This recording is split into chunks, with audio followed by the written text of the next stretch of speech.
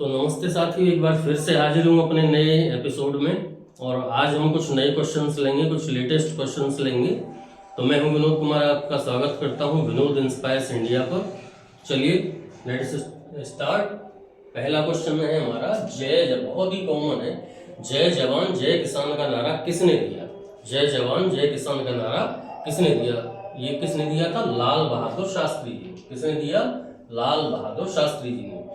इनके बारे में इंपॉर्टेंट चीज जान लीजिए, ये सेकंड प्राइम मिनिस्टर होते थे, second prime minister of India, second prime minister of India. ठीक है। जो 1965 का वॉर है, इंडिया पाकिस्तान वॉर, 1965 का इंडिया पाकिस्तान वॉर इन्हीं के समय पे हुआ था। किनके समय पे हुआ था? लाल बहादुर शास्त्री जी के पे। और 1962 का जो चाइना से वॉर हुआ था, चाइना वॉर हुआ था, वो किसके समय पे हुआ था? जवाहरलाल नेहरू के समय पे।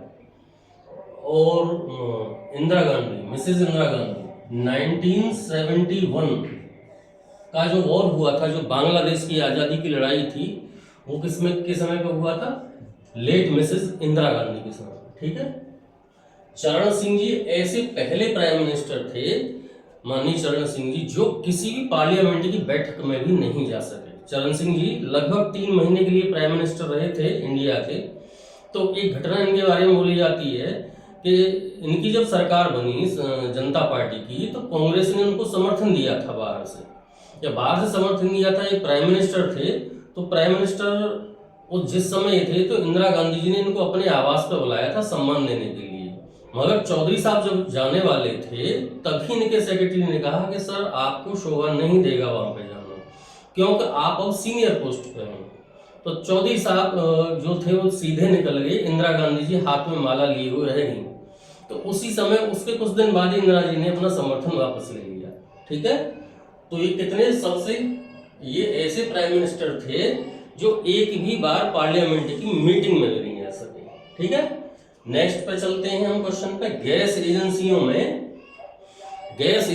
में भर के जो सिलेंडर भर के देती हैं, वो कुकिंग गैस होती क्या है? वो द्रव होती है, गैस होती है, ठोस होती है, या घोल होती है? देखो घोल क्या होता है?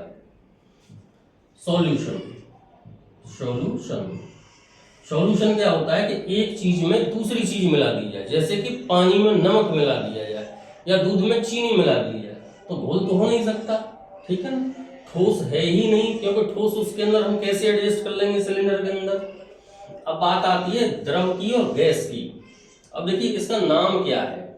इसका जो गैस दी जाती है भर के हमें, उस गैस का नाम देखिए, इसका नाम है एलपीजी। यानी लिक्विफाइड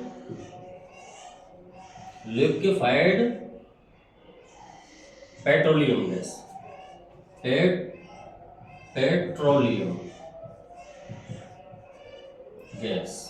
ठीक है। तो इसके नाम से ही मालूम है कि लिक्विफाइड यानी कि लिक्विड है, यानी कि ये क्या है? द्रव है।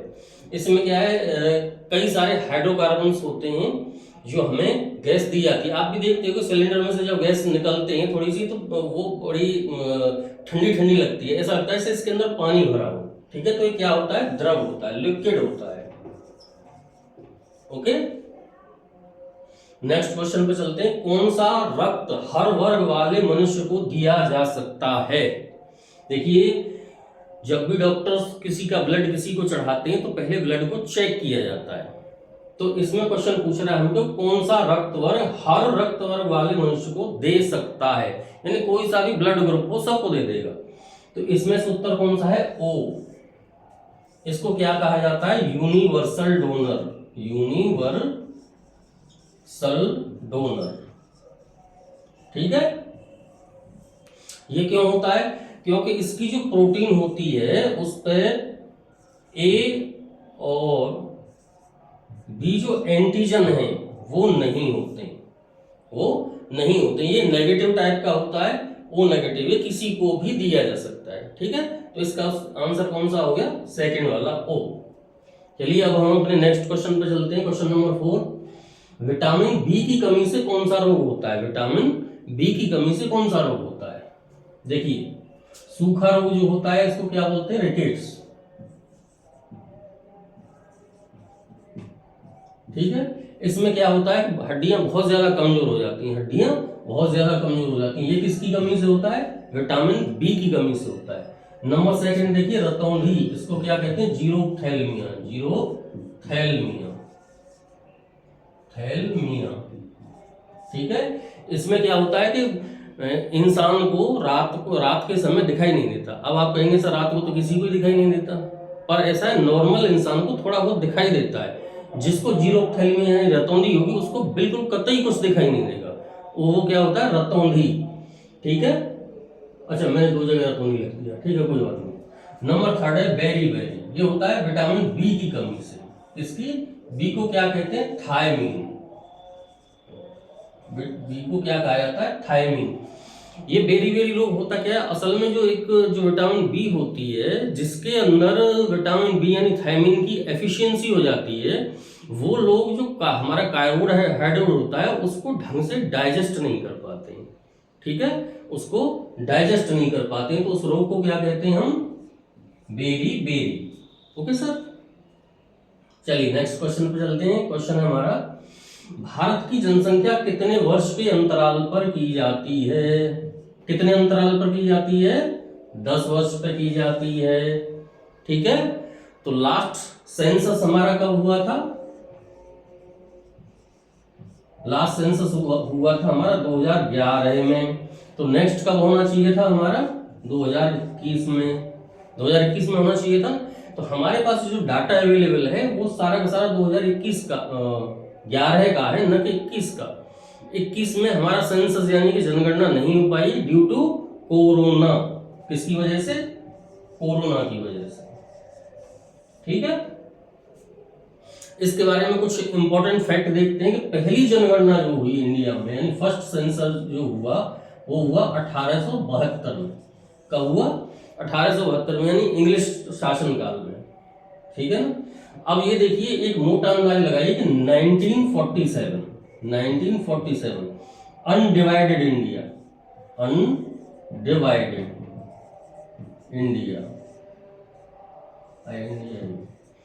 उस समय भारत अनडिवाइडेड इंडिया मतलब इंडिया, पाकिस्तान, बांग्लादेश तीनों को मिला के, यही तो अनडिवाइडेड इंडिया था। 47 में 15 अगस्त की रात को अंग्रेजों ने जाने से पहले देश के 2 हिस्से किए थे।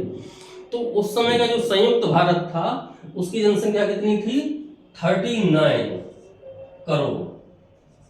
कितनी थी? मैं थोड़ा डस्टर ले लेता हूं।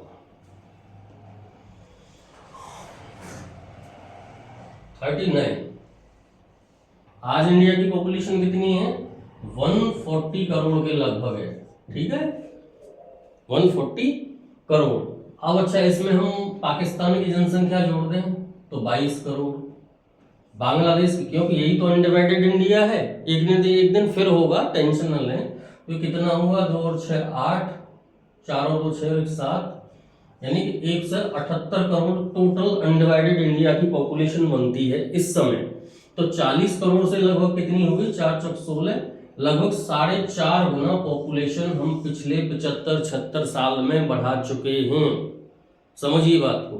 मात्र 39 करोड़ जनसंख्या थी आजादी के समय पे किसकी? अनडिवाइडेड इंडिया की। Undivided India means India, Pakistan and Bangladesh. ठीक है ना, तीनों की।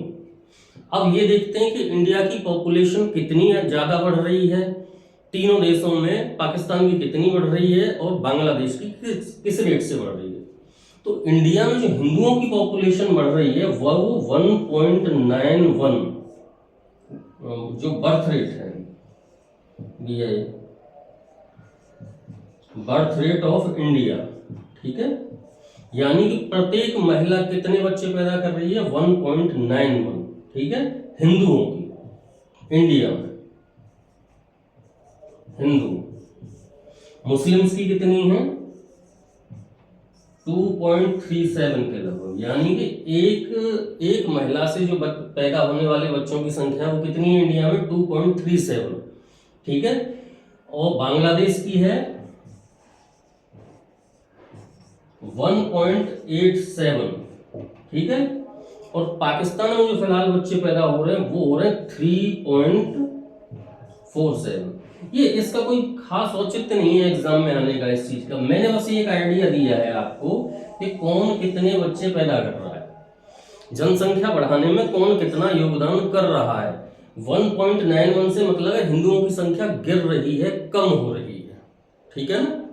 ओके, चलो नेक्स्ट में चलते हैं।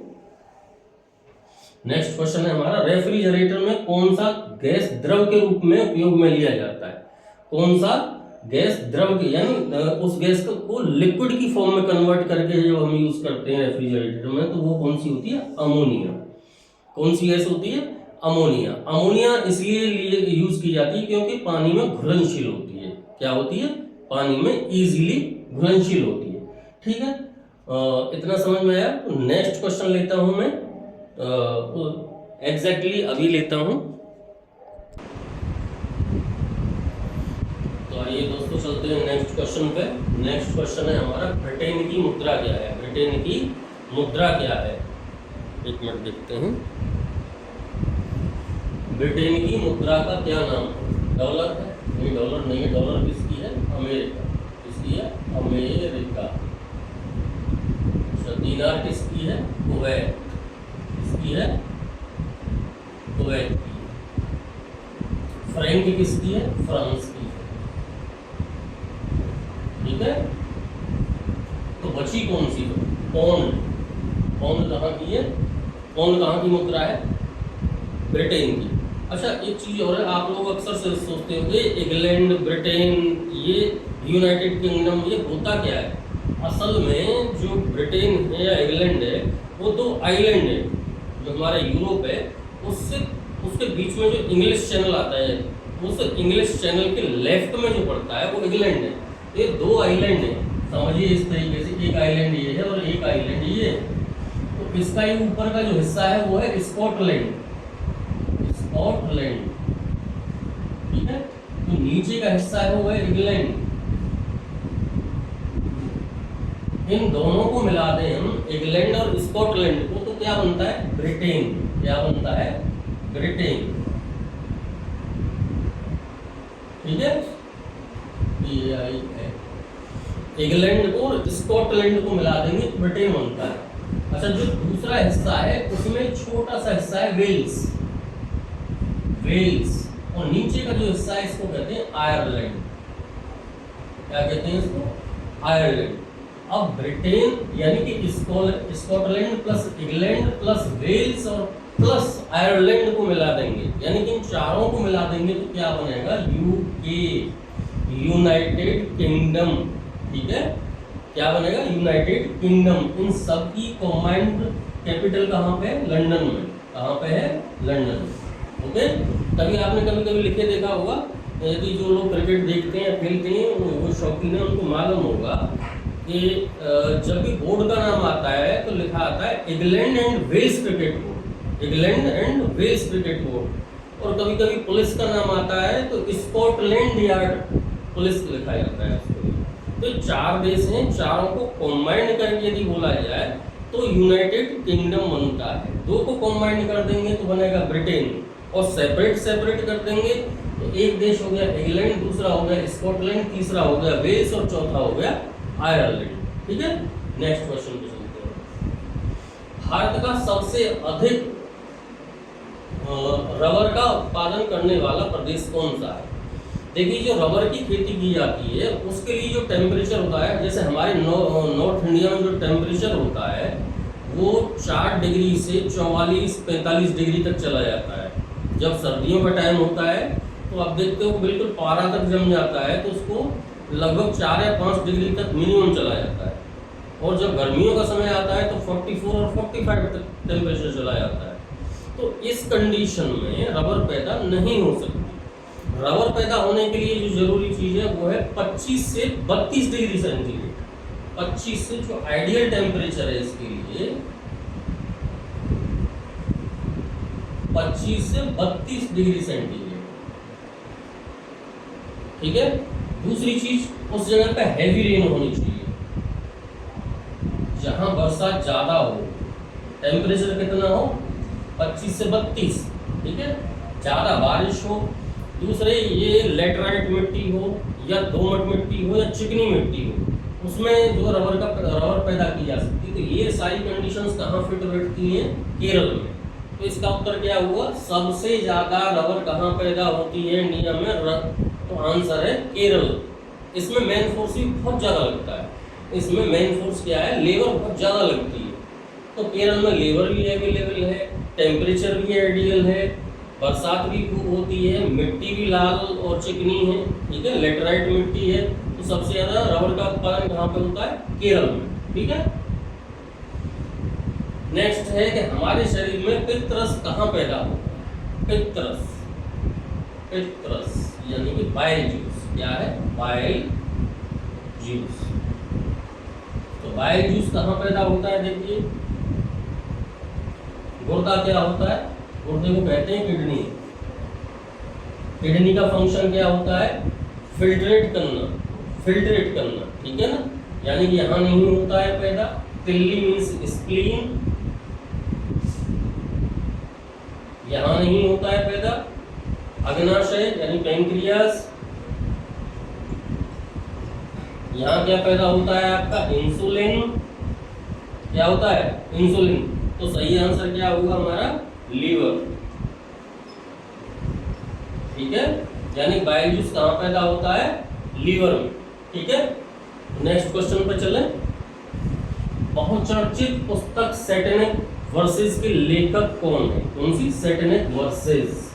आंसर है सलमान रुश्दी। सलमान रुश्दी साहब कौन है? ये ब्रिटिश सिटीजन थे, अब इनकी डेथ हो गई है। ब्रिटिश सिटीजन थे पर भारतीय मूल के थे। अब ये मूल समझते हैं आप लोग क्या होता है? जैसे हमारे यहाँ के कोई लोग जाके विदेशों में बस जाते हैं, जैसे अमेरिका में बस गए या यूएसए में बस गए, ऑस्ट्रेलिया, न्यूजीलैंड या ब्रिटेन में जाके बस गए, तो उनको क्या कहते हैं हम? भारतीय मूल के अंग्रेज, ठीक है। ये वो थे सलमान रुश्दी। इन्होंने द सेटेनिक वर्सेस, मैंने नहीं पढ़ी है ये किताब, मुझे नहीं बताया कि इसमें क्या है, पर इसमें जो भी है इससे इतना बड़ा हंगामा हो गया कि जो मोहम्मदन लोग हैं, मौलाना भड़क उठे और काफ़ी दंगा फैल गया था इनकी किताब की वजह से। तो इनके सिर पे कुछ मौलानाओं ने इनाम भी रखा था कि जो इनका सिर काट के लाएगा उसको इनाम दिया जाएगा। तो सेटेनिक वर्सेस किसकी पुस्तक है? सलमान रुश्दी की, ठीक है। नेक्स्ट क्वेश्चन लेते हैं। अरे भाई तुझे क्या हो गया? भारत का नेपोलियन किसे कहा जाता है? भारत का नेपोलियन किसे कहा जाता है? नंबर फर्स्ट में चंद्रगुप्त मौर्य, नंबर सेकंड है समुद्रगुप्त, नंबर थर्ड है हर्षवर्धन, नंबर फोर्थ है अशोक। अब देखिए, पहले देखते हैं हर्षवर्धन कौन था। हर्षवर्धन जो था ये यूचिन एक ट्राइब्स होती है चाइना की, यूचिन, उससे संबंध रखता था ये। तो इसकी राजधानी कहाँ थी? पुरुषपुर, यानी कि आज का पेशावर, जो पाकिस्तान में, पाकिस्तान के खैबर पख्तूनवा, कौन सा? खैबर पख्तूनवा एक स्टेट है, उसमें पेशावर पड़ता है, ठीक है। यानी कि इंडिया का नेपोलियन ये नहीं था, ठीक है। नेक्स्ट लीजिए, कौन सा है?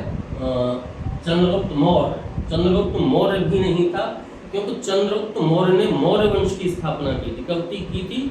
320 ईसा पूर्व। कब की थी? 320 ईसा पूर्व। किसकी मदद से की थी? आचार्य चाणक्य की। तो चंद्रगुप्त मौर्य का पुत्र कौन था? बिम्बिसार।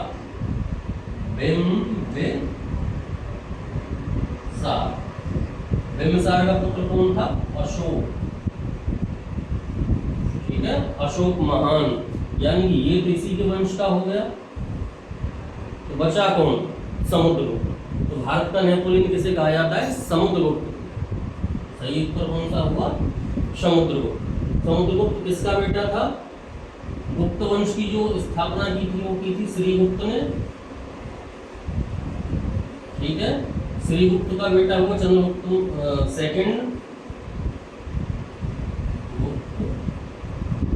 सेकंड या विक्रमादित्य। अंतर समझिए, ये चंद्रगुप्त सेकंड विक्रमादित्य है और ये चंद्रगुप्त कौन सा है? मौर्य है, ठीक है ना।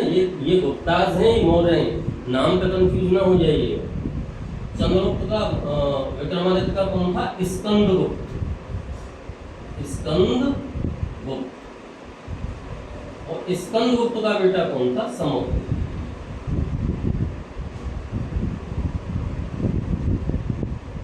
ठीक है, तो जो समुद्रगुप्त जो था, कहाँ गया ये रहा, ये इस वंश से, गुप्त वंश से संबंध रखता था। समुद्रगुप्त जो था वो किससे संबंध रखता था? गुप्त वंश से। ठीक है, हमारा लास्ट क्वेश्चन है इस वीडियो का, लाल रक्त कण कहाँ बनते हैं? जो हमारी जो ब्लड होता है उसमें रेड ब्लड कॉर्पसल्स होती हैं, व्हाइट ब्लड कॉर्पसल्स होती हैं। तो इसके ये क्या है, लाल रक्त कण, यानी जो लाल रक्त कणिकाएं वो कहाँ पे बनती हैं? हार्ट में नहीं बनती हैं, तिल्ली में, स्प्लीन में नहीं बनती हैं। गुर्दा क्या होता है, ये अभी मैंने बताया, ये तो फिल्टर करने का काम करता है। तो फिर किसमें बनती हैं? अस्थि मज्जा, यानी कि बोन मैरो। तो सही आंसर क्या है, किसमें बनती हैं? अस्थि मज्जा में। इनका जो रंग होता है ना लाल, वो इसमें एक प्रोटीन पाई जाती है, इसको हम कहते हैं हीमोग्लोबिन। क्या कहते हैं? हीमोग्लोबिन। उसकी वजह से रेड होता है। तो इसका मेन फंक्शन क्या होता है? फंक्शन मीन्स इसका काम क्या होता है? जो हीमोग्लोबिन होता है वो ऑक्सीजन के साथ बॉन्ड करके ऑक्सी हीमोग्लोबिन बनाता है। क्या बनाता है? Oxy haemoglobin. वो क्या करता है कि ऑक्सीजन को सर्कुलेट करता है पूरे बॉडी में। ठीक है, यानी पूरे बॉडी में जो ऑक्सीजन सर्कुलेट होती है वो किसकी वजह से होती है? हीमोग्लोबिन की वजह से, लाल रक्त कणिकाओं की वजह से। और लाल रक्त कणिकाएं कहाँ बनती हैं? अस्थि मज्जा में। तो ठीक है भाई दोस्तों, यदि मेरे वीडियो आप लोगों को पसंद आ रहे हैं तो प्लीज़ सब्सक्राइब तो कर ही दो, मुझे थोड़ा मोटिवेशन मिलेगा आगे के लिए, नेक्स्ट के लिए। ठीक है, व्यू तो आप लोगों के काफ़ी आ रहे हैं पर आप लोग सब्सक्राइब नहीं कर रहे हैं। ठीक है, सब्सक्राइब करिए। तो चलो आज के वीडियो में इतना ही, कल मैं इसी टाइम पे फिर नेक्स्ट वीडियो लेके हाजिर होऊंगा। तब तक के लिए नमस्कार, धन्यवाद।